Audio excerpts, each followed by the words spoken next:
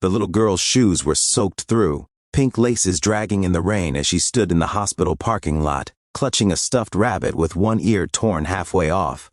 Her voice was small but sharp with panic, cutting through the gray morning like glass.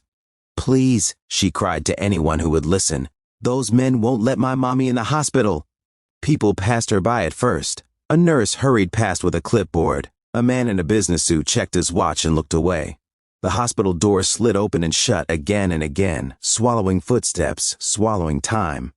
But the girl stayed rooted where she was, her eyes red, her hands shaking, her heart breaking in plain sight.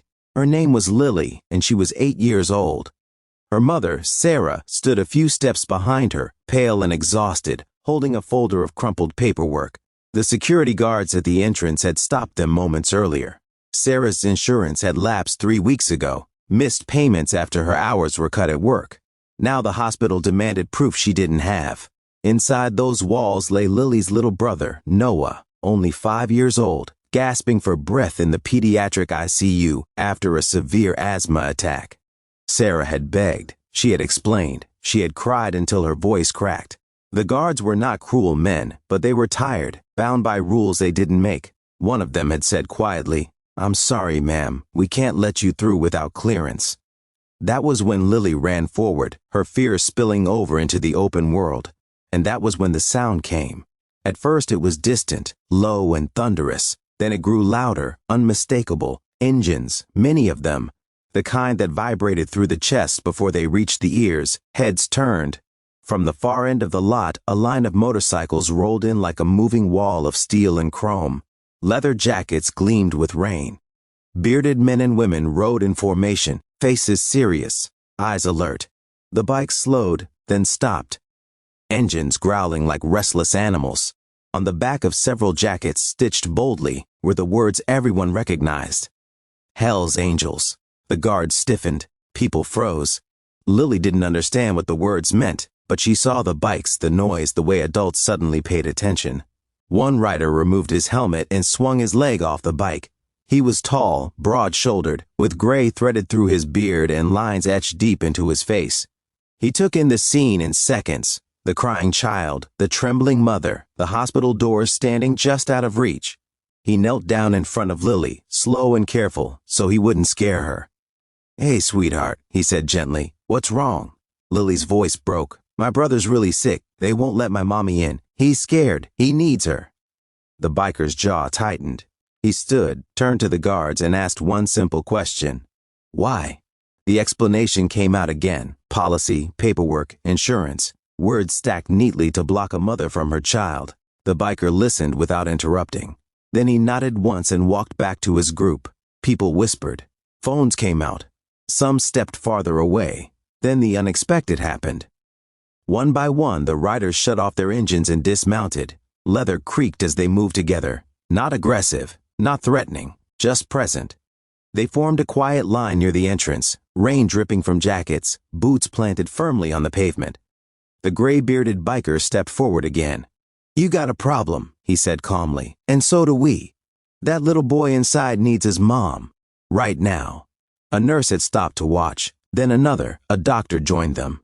The hospital administrator, alerted by the growing crowd, hurried down from her office. "What's going on here?" she asked, trying to keep her voice steady.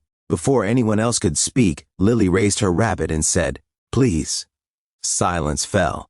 The administrator looked at Sarah, at her hollow eyes, her clenched hands, her soaked sweater, and then at the bikers standing like sentinels.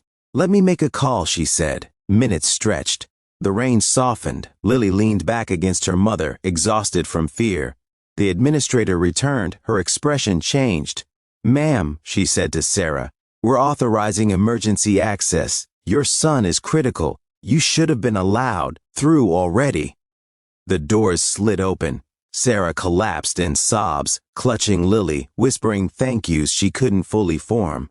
The bikers stepped aside, clearing a path. One of them handed Lily a clean handkerchief.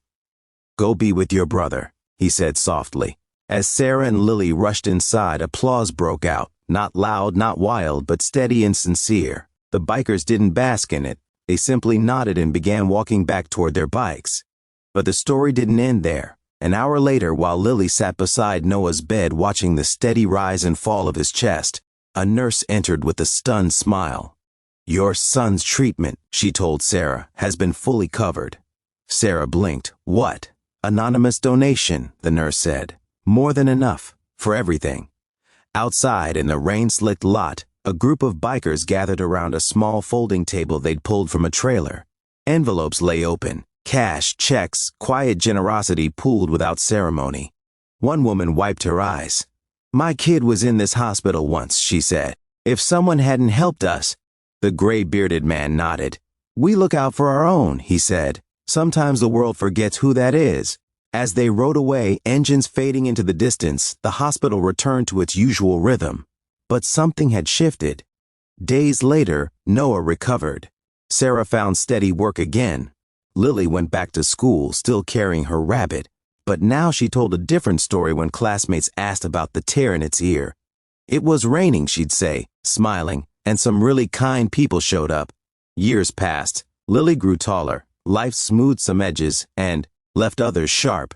But she never forgot that day, the sound of engines, the feeling of being seen when she felt invisible.